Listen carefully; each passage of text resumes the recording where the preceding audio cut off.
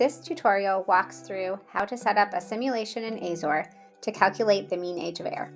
First, under the Database menu, select Equations. Then check the box to include a mixture model in your simulation and define the secondary mixture name as age of air.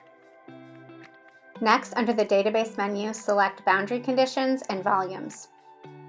Select Fluid and press Edit. Set the mixture source equal to the density of air. Select Boundary Conditions, Exterior Surfaces. Choose Inlet and press the Edit button. Set the inlet concentration to 0. Then run the simulation.